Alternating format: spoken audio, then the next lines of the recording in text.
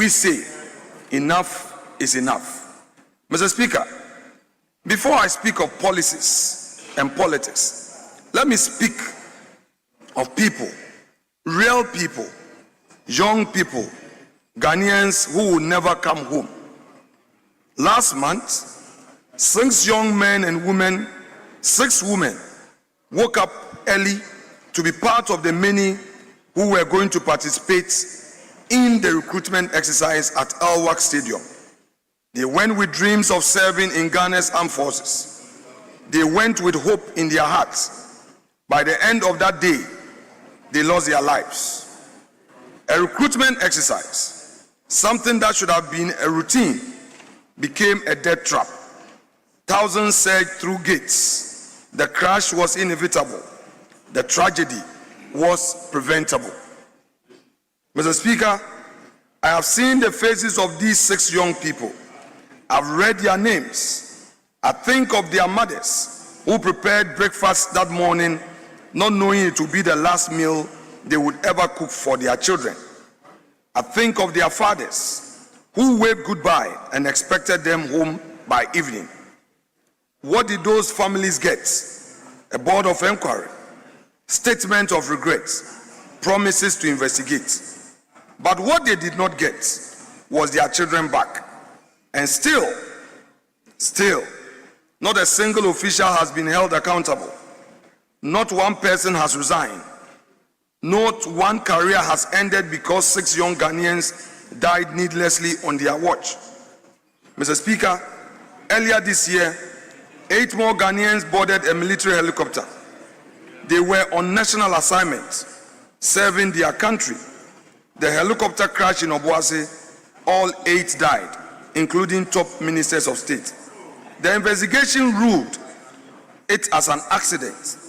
Questions remain unanswered. Again, no accountability. Again, families left to grieve while officials move on.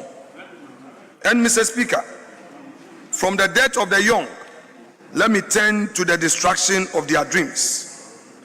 We in the minority, when our party was in office, handed over an education system that was in the best shape it had ever been, although it was not perfect.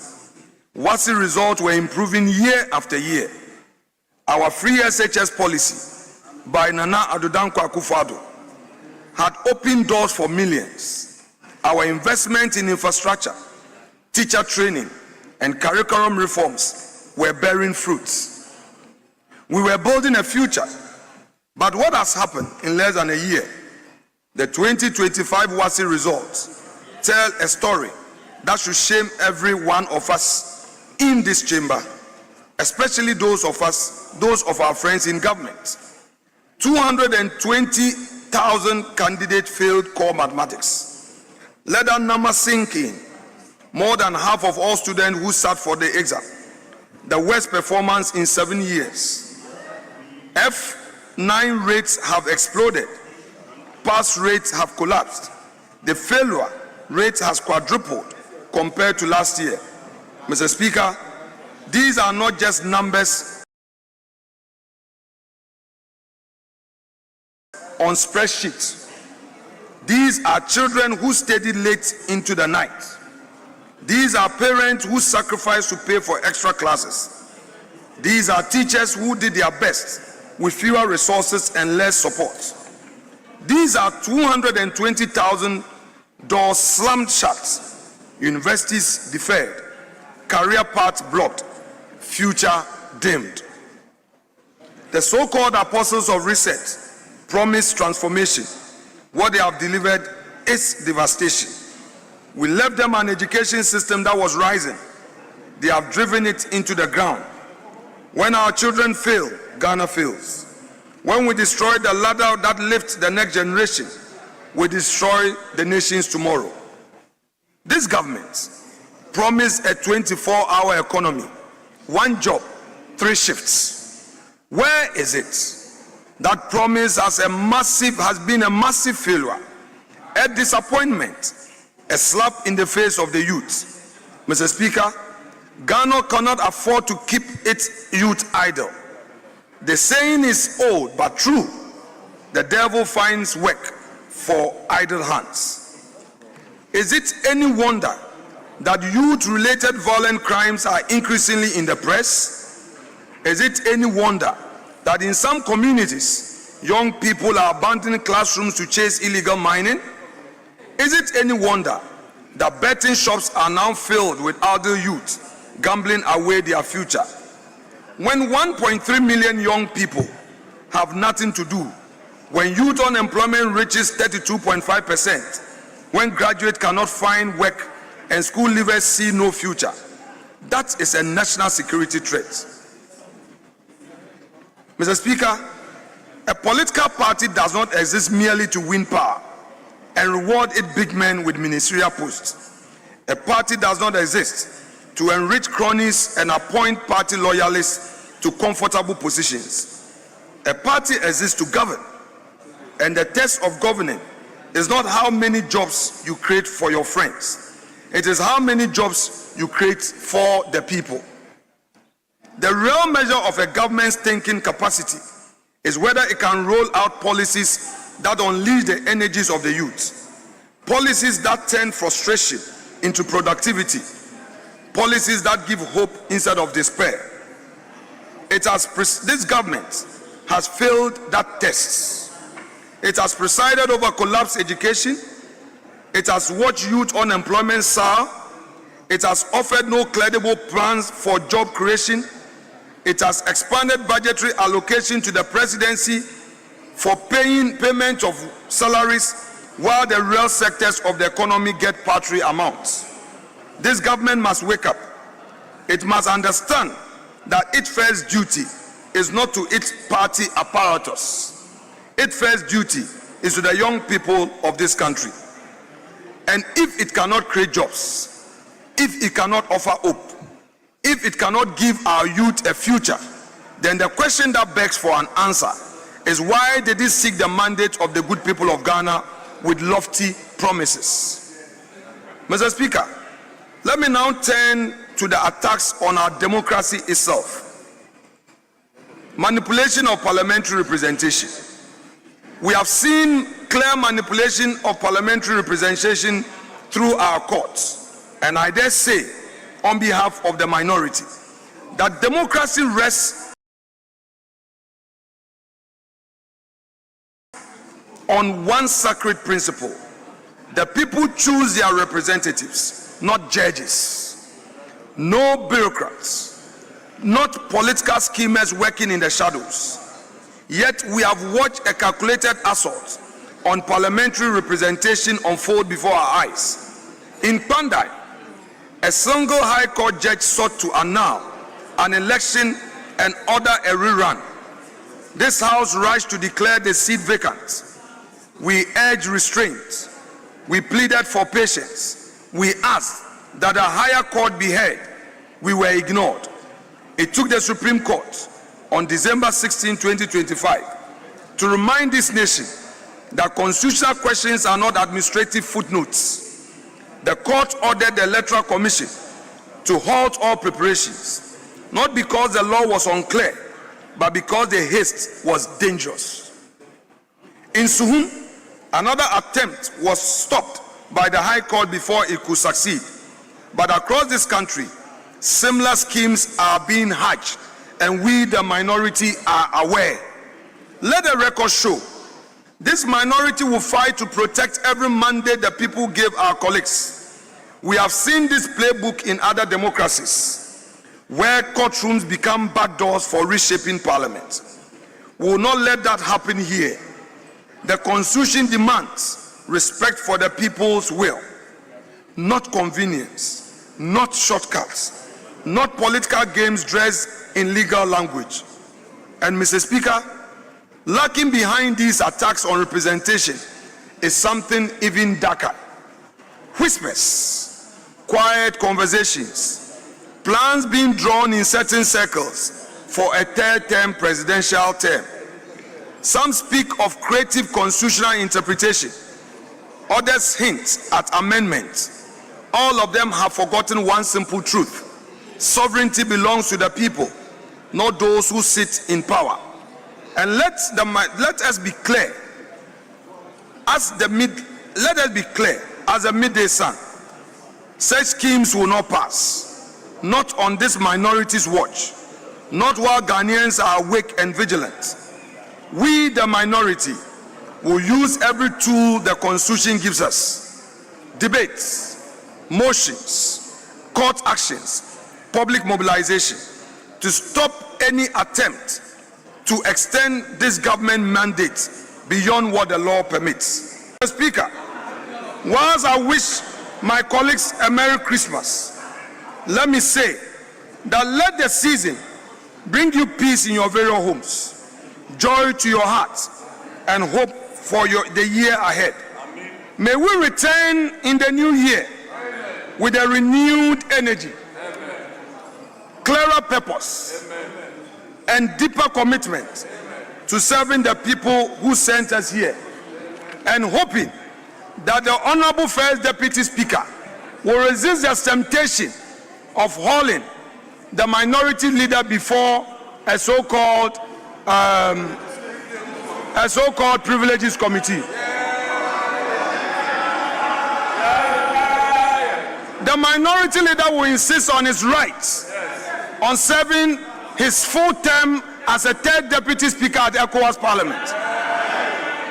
Therefore, it is our prayer that the first deputy speaker and his committee will resist all temptations. Are being pushed to do that which is never done in any democracy. The minority leader has not disrespected any order of this House. Indeed, the ECOWAS Parliament rejected outrightly the resolution that sought to remove the minority leader from his seat as an ECOWAS MP. The minority's leader's seat at ECOWAS Parliament is not one of those that can be removed. You can remove the Chief Justice. You can remove others who are political appointees, but not his bona fide right as a member of ECOWAS Parliament and a third deputy speaker. He shall remain until April 2028, when his tenure shall have come to an end. Mr. Speaker, thank you so much indeed. All critiquing and pointing out difficulties or problems with any policy proposal, even when we bring anything under a certificate of agency, we still create room for people who have, issues to raise those issues. And so sometimes when it is presented to the public as if any time that we are passing anything through a certificate of agency, then there's something that is being hidden, that's not really fair and also misrepresents how this House functions. Mr. Speaker, I'm not aware that there's any attempt to gag the minority by use of investigative agencies. Mr. Speaker, I've been in this House for close to 2 decades. I've been in this House as an opposition member. I've been in this House as a minister. I've been in this House back again as an opposition member, and I've been in this House now, and I'm serving as the majority leader, in and out of power and in and out of the chamber. Mr. Speaker, I can assure you that those of us who are in this House, who get to serve as ministers, who get to serve on boards, as board chairpersons, as board members, which is an executive department, we should watch our activities carefully as ministers and as board members, because there's always a day when we will be called upon to come and answer for our conduct, either as ministers, as board members, or as board chairpersons. Mr. Speaker, when we leave office in the executive capacity and we still remain in this House, and the law enforcement agencies are calling upon us to come and account, we should not treat that as an attempt to gag anybody. because when we're accepting those appointments, nobody forced us to accept those appointments. It is only fair that when you accept to serve in an executive position, when the day of reckoning arrives, you should be ready to go and answer for your deeds or misdeeds. If there are misdeeds, you'll be held accountable. If there are good deeds, you will be able to exonerate yourself in court. Mr. Speaker, not too long ago, the minority leader on this house, when we were in opposition, and that is Honorable Ato Forson, who is now the Minister for Finance. Mr. Speaker, and acting as Minister for Defense, I was in this chamber when every morning he had to go to court, answer in court, and then come here and lead the minority. He never complained one single day. He answered, defended himself, and finally got exonerated, and the matter was disposed of. So no one is above the law.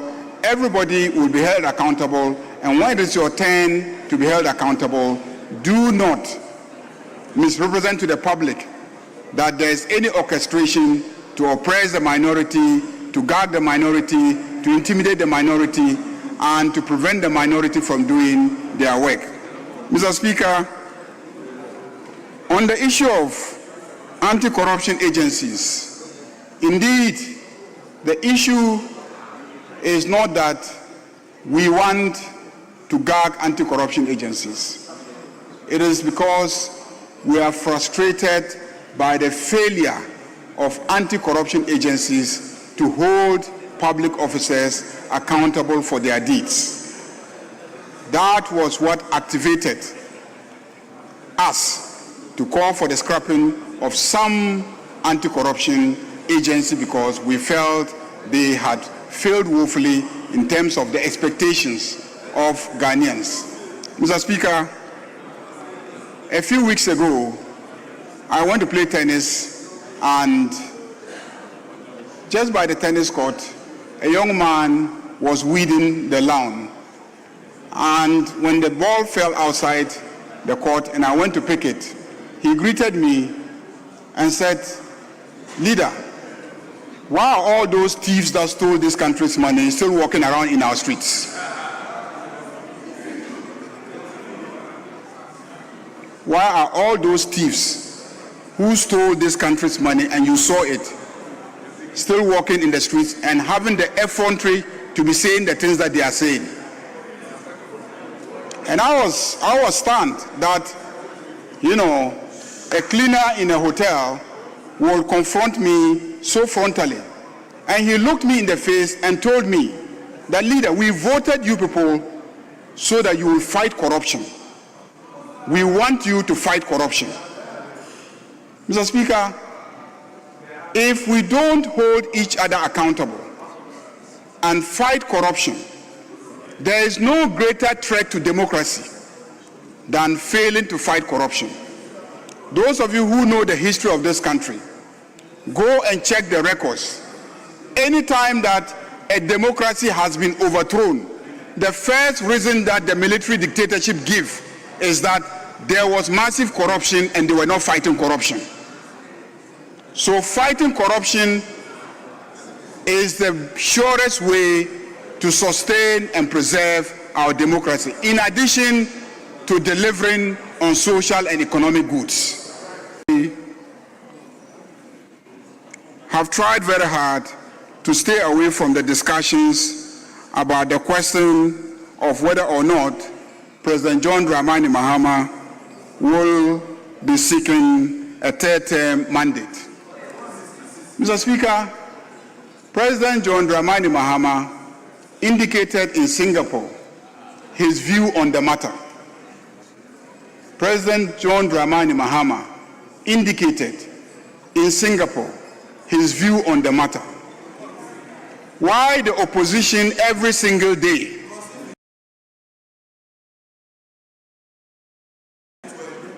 will be discussing the issue of a third term in Ghana, I don't understand. Mr. Speaker, I know that due to the very, very excellent performance so far of John Dramani Mahama, Ghanaians are asking him to seek a third term. I know that. I know that because I read on social media, I listen to conversations, and Ghanaians believe that as a result of the good deeds of His Excellency President John Dramani Mahama, they don't want him to leave the presidency. They believe a third term is possible. And they believe that a third term is possible. And they are demanding for a third term. But John Dramani Mahama has not given any indication that he wants to go for a third term. But I have always said that Ghanaians will be the ultimate deciders of the future of this country. Mr. Speaker, Mr. Speaker,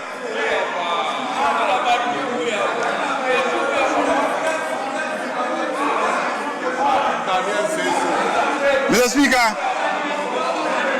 Mr. Speaker, why do I say that?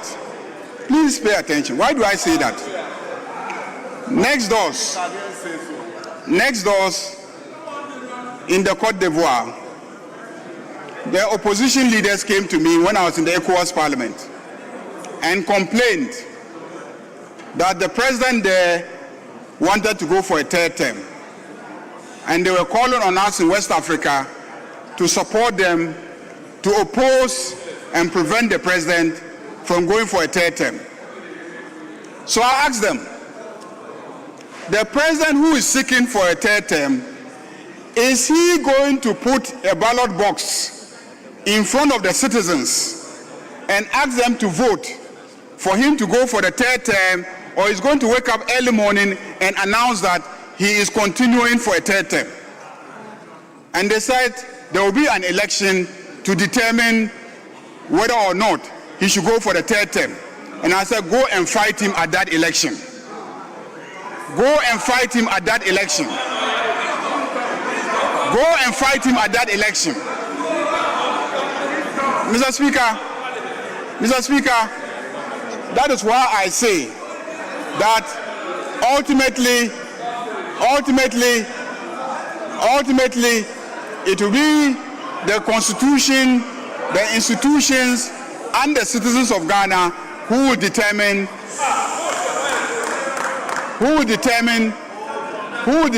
the future of our country.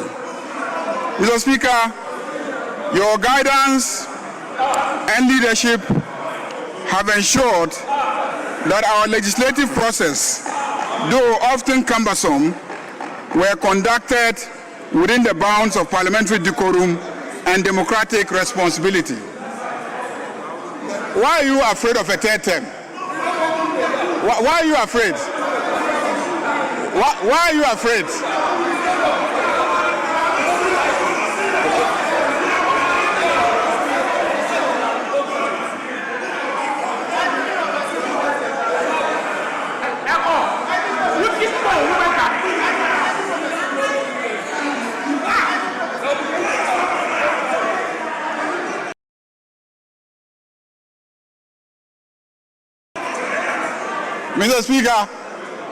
Mr. Speaker, even without a third term, look at how we have reduced your numbers.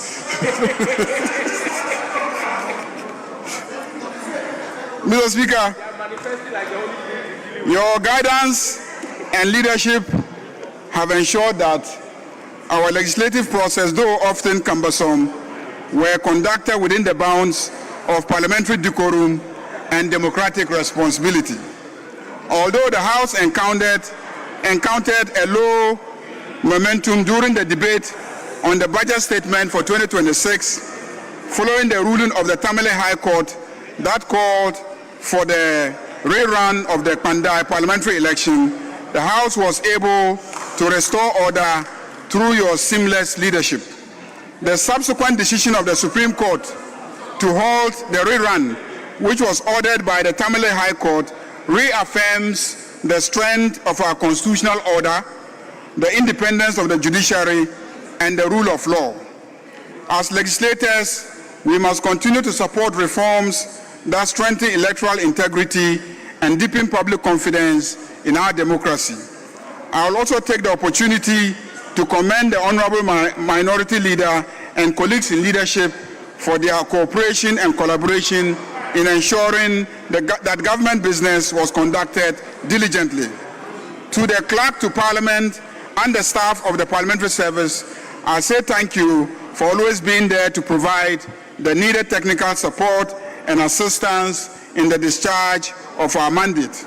Mr. Speaker, this third meeting, which commenced on the 21st of October 2025, comes to close today, 19th December 2025. The House had 35 sittings within a 9-week period. During this meeting, the House considered the 2026 budget statement and financial policy of government, which is one of the most important businesses that we conducted during this meeting. In pursuance of our financial oversight mandate, the House took the budget statement through rigorous debates and scrutiny, leading to the adoption of the estimates for the various ministries in record time.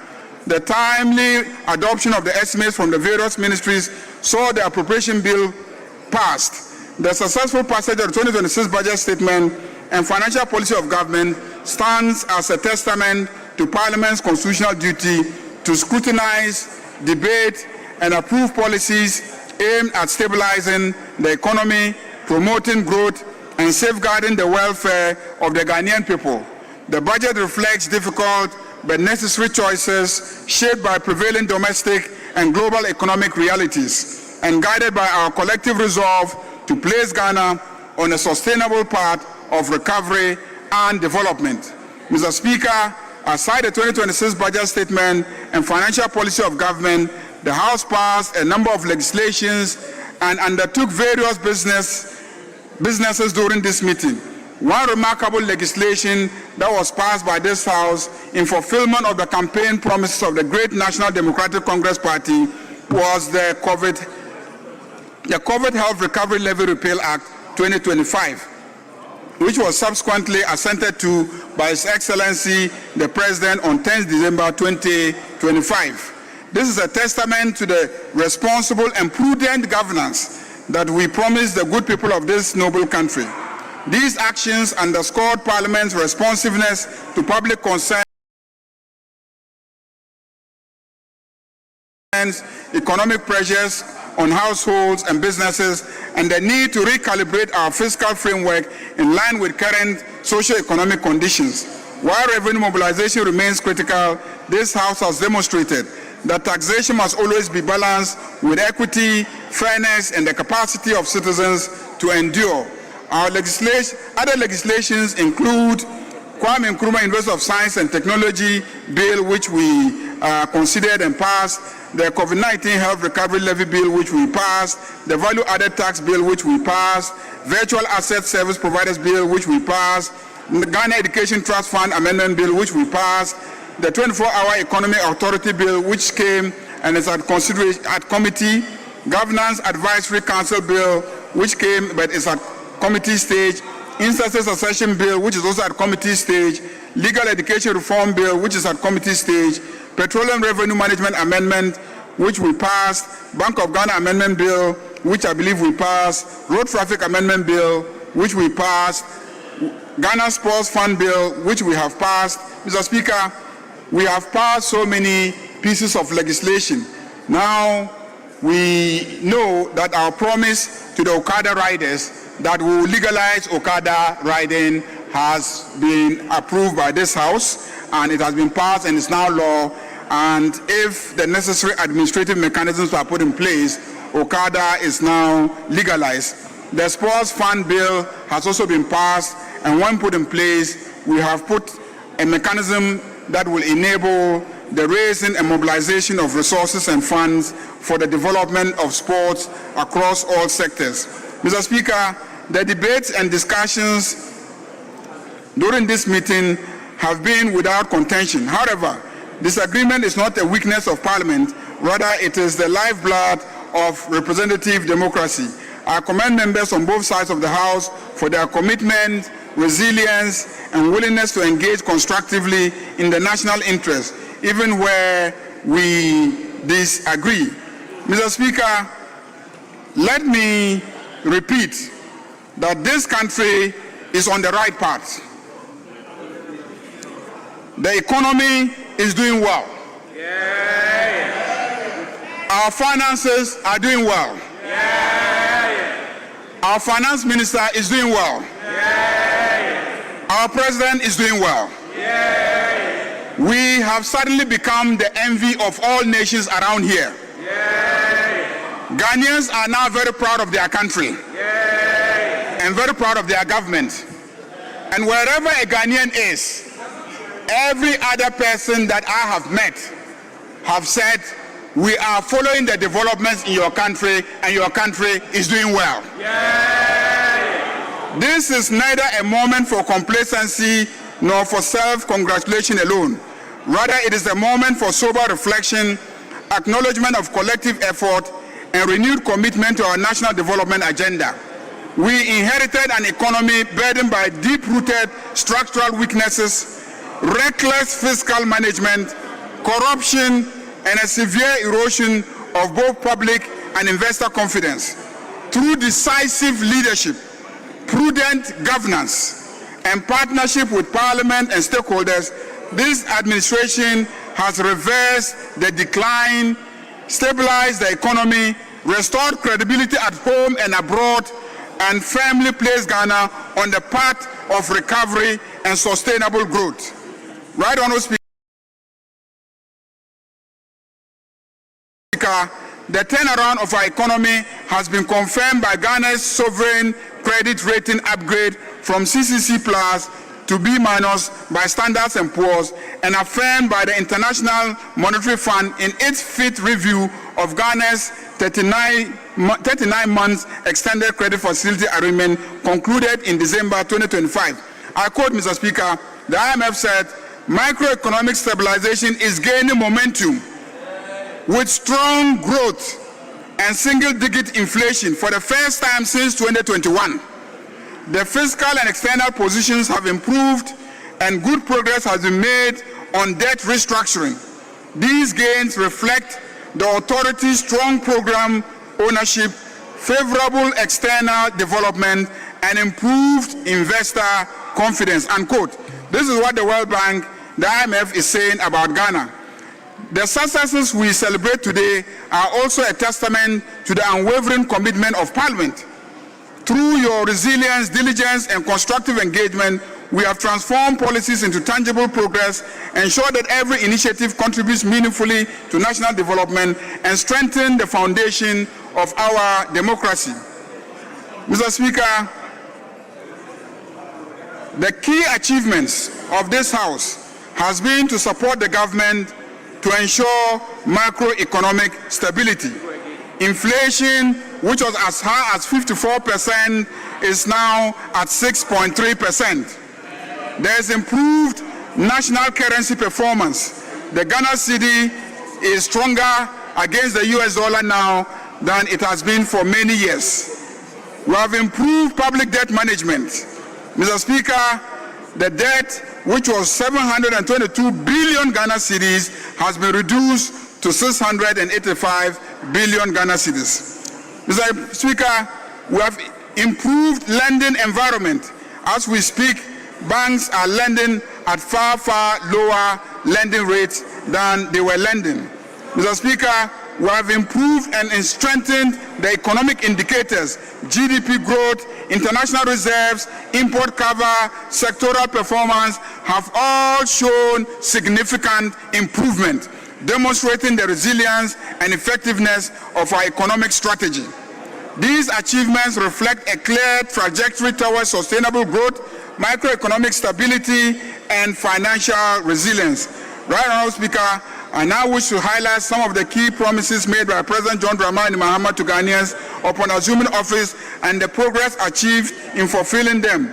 Scrapping COVID e-levy, we scrapped e-levy. COVID levy, we scrapped it. 10% levied on winnings, scrapped. Emissions levy, scrapped. Import duty on vehicles and equipment for industrial agricultural purposes, scrapped.